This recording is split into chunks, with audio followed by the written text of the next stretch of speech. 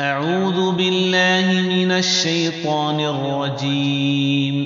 بسم الله الرحمن الرحيم. الحمد لله الذي أنزل على عبده الكتاب ولم يجعل له عوجا قيما لينذر بأسا شديدا من لدنه ويبشر المؤمنين الذين يعملون الصالحات أن لهم أجرا حسنا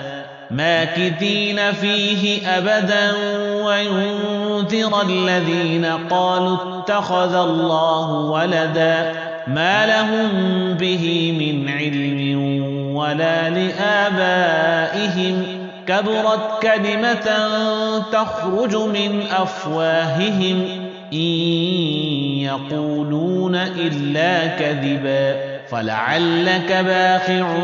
نفسك على آثارهم إن لم يؤمنوا بهذا الحديث أسفا إنا جعلنا ما على الأرض زينة لها لنبلوهم أيهم أحسن عملا وإنا لجاعلون ما عليها صعيدا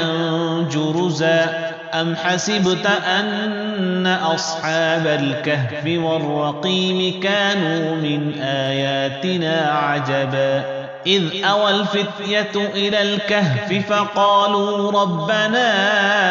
آتنا من لدنك رحمة وهيئ لنا من أمرنا رشدا فضربنا على آذانهم في الكهف سنين عددا ثم بعثناهم لنعلم أي الحزبين أحصى لما لبثوا أمدا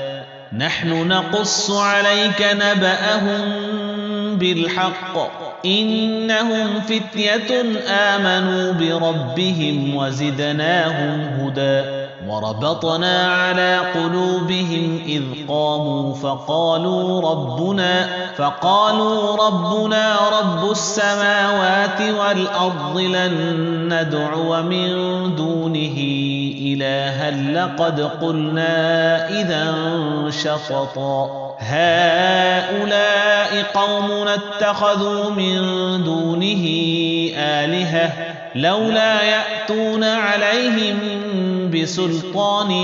بين فمن أظلم ممن افترى على الله كذبا وإذ اعتزلتموهم وما يعبدون إلا الله فأووا إلى الكهف ينشر لكم ربكم من رحمته ويهيئ لكم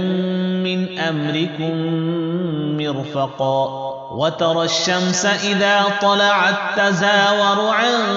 كهفهم ذات اليمين وإذا غربت تقرضهم ذات الشمال وهم في فجوة منه ذلك من آيات الله من يهد الله فهو المهتد ومن يضلل فلن تجد له وليا مرشدا وتحسبهم أيقاظا وهم رقود ونقلبهم ذات اليمين وذات الشمال وكلبهم باسط ذراعيه بالوصيد لو اطلعت عليهم لوليت منهم فرارا ولملئت منهم رعبا وكذلك بعثناهم ليتساءلوا بينهم قال قائل منهم كم لبثتم قالوا لبثنا يوما أو بعض يوم قالوا ربكم أعلم بما لبثتم فابعثوا أحدكم بورقكم هذه إلى المدينة فلينظر أيها أزكى طعاما فليأتكم برزق منه وليتلطف ولا يشعرن بكم أحدا إنهم إن يظهروا عليكم يرجموكم أو يعيدوكم في ملتهم ولن تفلحوا إذا أبدا وكذلك أعثرنا عليهم ليعلموا أن وعد الله حق وأن الساعة لا ريب فيها إذ يتنازعون بينهم أمرهم فقالوا بنوا عليهم بنيانا ربهم أعلم بهم قال الذين غلبوا على أمرهم لنتخذن عليهم مسجدا سيقولون ثلاثة رابعهم كلبهم ويقولون خمسة سادسهم كلبهم رجما بالغيب ويقولون سبعة وثامنهم كلبهم قل ربي أعلم بعدتهم ما يعلمهم إلا قليل فلا تمار فيهم إلا مراء ظاهرا ولا تستفت فيهم منهم أحدا ولا تقولن لشيء إني فاعل ذلك غدا إلا أن يشاء الله واذكر ربك إذا نسيت وقل عسى أن يهديني ربي لأقرب من هذا رشدا ولبثوا في كهفهم 300 سنين وازدادوا 9 قل الله أعلم بما لبثوا له غيب السماوات والأرض أبصر به وأسمع ما لهم من دونه من ولي ولا يشرك في حكمه أحدا واتل ما أوحي إليك من كتاب ربك لا مبدل لكلماته ولن تجد من دونه ملتحدا واصبر نفسك مع الذين يدعون ربهم بالغداة والعشي يريدون وجهه ولا تعد عيناك عنهم تريد زينة الحياة الدنيا ولا تطع من أغفلنا قلبه عن ذكرنا واتبع هواه وكان أمره فرطا وقل الحق من ربكم فمن شاء فليؤمن ومن شاء فليكفر إنا أعتدنا للظالمين نارا أحاط بهم سرادقها وإن يستغيثوا يغاثوا بماء كالمهل يشوي الوجوه بئس الشراب وساءت مرتفقا إن الذين آمنوا وعملوا الصالحات إنا لا نضيع أجر من أحسن عملا أولئك لهم جنات عدن تجري من تحتهم الأنهار يحلون فيها من أساور من ذهب ويلبسون ثيابا خضرا من سندس واستبرق متكئين فيها على الأرائك نعم الثواب وحسنت مرتفقا واضرب لهم مثل الرجلين جعلنا لأحدهما جنتين من أعناب وحففناهما بنخل وجعلنا بينهما زرعا كلتا الجنتين آتت أكلها ولم تظلم منه شيئا وفجرنا خلالهما نهرا وكان له ثمر فقال لصاحبه وهو يحاوره أنا أكثر منك مالا وأعز نفرا ودخل جنته وهو ظالم لنفسه قال ما أظن أن تبيد هذه أبدا وما أظن الساعة قائمة ولئن رددت إلى ربي لأجدن خيرا منها منقلبا قال له صاحبه وهو يحاوره أكفرت بالذي خلقك من تراب ثم من نطفة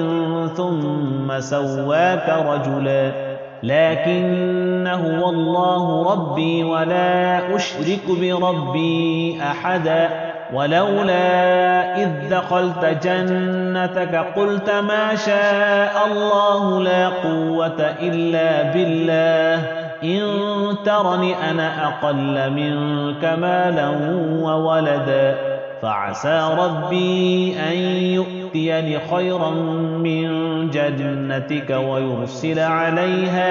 ويرسل عليها حسبانا من السماء فتصبح صعيدا زلقا أو يصبح ماؤها غورا فلن تستطيع له طلبا وأحيط بثمره فأصبح يقلب كفيه على ما أنفق فيها وهي خاوية على عروشها ويقول يا ليتني لم أشرك بربي أحدا ولم تكن له فئة ينصرونه من دون الله وما كان منتصرا هنالك الولاية لله الحق هو خير ثوابا وخير عقبا واضرب لهم مثل الحياة الدنيا كماء أنزلناه من السماء فاختلط به نبات الأرض فأصبح هشيما تذروه الرياح وكان الله على كل شيء مقتدرا المال والبنون زينة الحياة الدنيا والباقيات الصالحات خير عند ربك ثوابا وخير أملا ويوم نسير الجبال وترى الأرض بارزة وحشرناهم فلم نغادر منهم أحدا وعرضوا على ربك صفا لقد جئتمونا كما خلقناكم أول مرة بل زعمتم أن لن نجعل لكم موعدا ووضع الكتاب فترى المجرمين مشفقين مما فيه ويقولون يا ويلتنا ما لهذا الكتاب لا يغادر صغيرة ولا كبيرة إلا أحصاها ووجدوا ما عملوا حاضرا ولا يظلم ربك أحدا وإذ قلنا للملائكة اسجدوا لآدم فسجدوا إلا إبليس كان من الجن ففسق عن أمر ربه أفتتخذونه وذريته أولياء من دوني وهم لكم عدو بئس للظالمين بدلا ما أشهدتهم خلق السماوات والأرض ولا خلق أنفسهم وما كنت متخذ المضلين عضدا ويوم يقول نادوا شركائي الذين زعمتم فدعوهم فلم يستجيبوا لهم وجعلنا بينهم موبقا ورأى المجرمون النار فظنوا أنهم مواقعوها ولم يجدوا عنها مصرفا ولقد صرفنا في هذا القرآن للناس من كل مثل وكان الإنسان أكثر شيء جدلا وما منع الناس أن يؤمنوا إذ جاءهم الهدى ويستغفروا ربهم إلا أن تأتيهم سنة الأولين أو يأتيهم العذاب قبلا وما نرسل المرسلين إلا مبشرين ومنذرين ويجادل الذين كفروا بالباطل ليدحضوا به الحق واتخذوا آياتي وما أنذروا هزوا ومن أظلم ممن ذكر بآيات ربه فأعرض عنها ونسي ما قدمت يداه إنا جعلنا على قلوبهم أكنة أن يفقهوه وفي آذانهم وقرا وإن تدعهم إلى الهدى فلن يهتدوا إذن أبدا وربك الغفور ذو الرحمة لو يؤاخذهم بما كسبوا لعجل لهم العذاب بل لهم موعد لن يجدوا من دونه موئلا وتلك القرى أهلكناهم لما ظلموا وجعلنا لمهلكهم موعدا وإذ قال موسى لفتاه لا أبرح حتى أبلغ مجمع البحرين أو أمضي حقبا فلما بلغا مجمع بينهما نسيا حوتهما فاتخذ سبيله في البحر سربا فلما جاوزا قال لفتاه آتنا غداءنا لقد لقينا من سفرنا هذا نصبا قال أرأيت إذ أوينا إلى الصخرة فإني نسيت الحوت وما أنسانيه إلا الشيطان أن أذكره واتخذ سبيله في البحر عجبا قال ذلك ما كنا نبغي فارتدا على آثارهما قصصا فوجدا عبدا من عبادنا آتيناه رحمة من عندنا وعلمناه من لدنا علما قال له موسى هل أتبعك على أن تعلمني مما علمت رشدا قال إنك لن تستطيع معي صبرا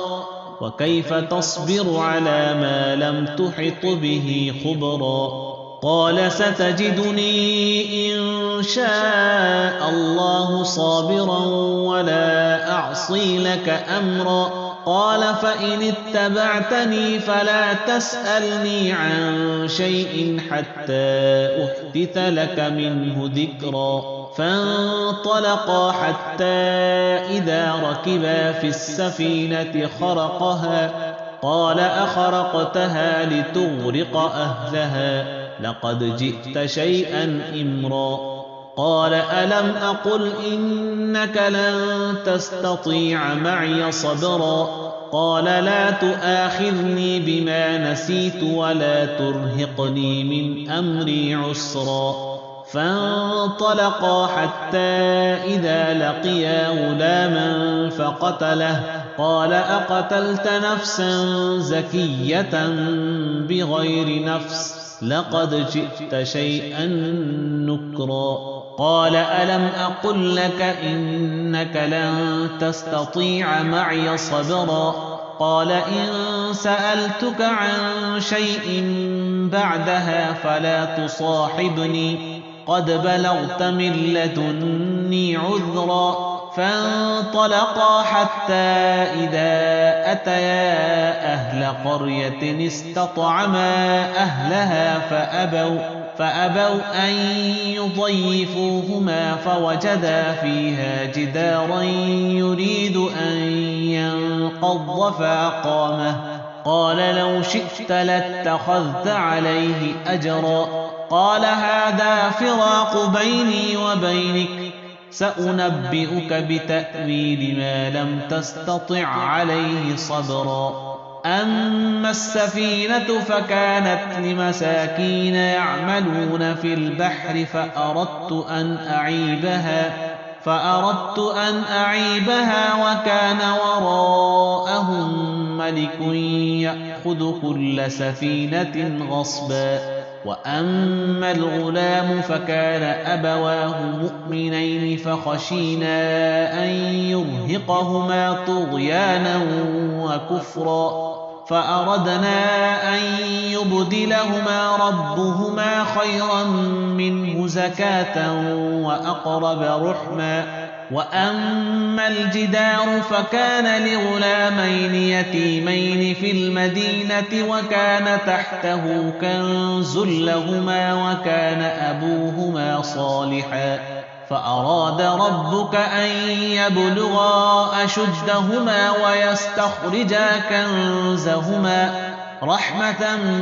من ربك وما فعلته عن أمري ذلك تأويل ما لم تسطع عليه صبرا ويسألونك عن ذي القرنين قل سأتلو عليكم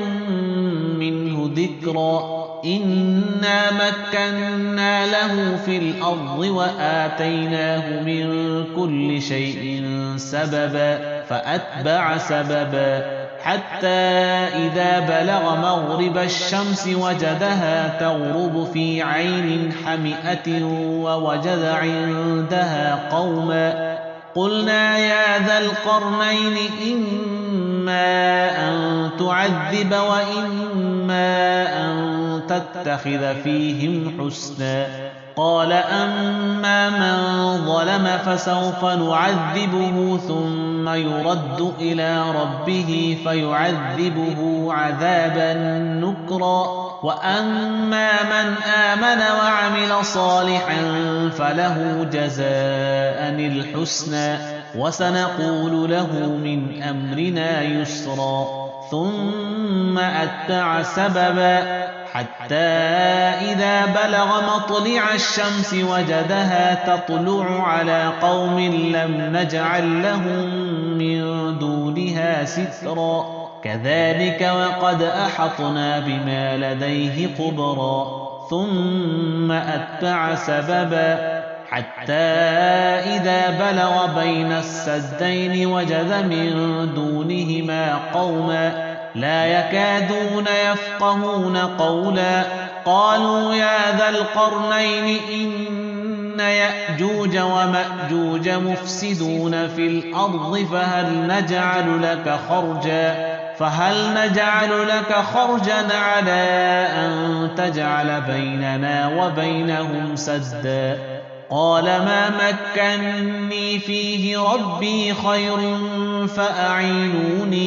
فأعينوني بقوة أجعل بينكم وبينهم ردما آتوني زبر الحديد حتى إذا ساوى بين الصدفين قال انفخوا حتى إذا جعله نارا قال آتوني أفرغ عليه قطرا فما استطاعوا أن يظهروه وما استطاعوا له نقبا قال هذا رحمة من ربي فإذا جاء وعد ربي جعله دكا وكان وعد ربي حقا وتركنا بعضهم يومئذ يموج في بعض ونفخ في الصور فجمعناهم جمعا وعرضنا جهنم يومئذ للكافرين عرضا الذين كانت أعينهم في غطاء عن ذكري وكانوا لا يستطيعون سمعا أفحسب الذين كفروا أن يتخذوا عبادي من دوني أولياء إنا أعتدنا جهنم للكافرين نزلا قل هل ننبئكم بالأخسرين أعمالا الذين ضل سعيهم في الحياة الدنيا وهم يحسبون أنهم يحسنون صنعا أولئك الذين كفروا بآيات ربهم ولقائه فحبطت أعمالهم فلا نقيم لهم يوم القيامة وزنا ذلك جزاؤهم جهنم بما كفروا واتخذوا آياتي ورسلي هزوا إن الذين آمنوا وعملوا الصالحات كانت لهم جنات الفردوس نزلا خالدين فيها لا يبغون عنها حولا قل لو كان البحر مدادا لكلمات ربي لنفد البحر قبل أن تنفد كلمات ربي ولو جئنا بمثله مددا قل إنما أنا بشر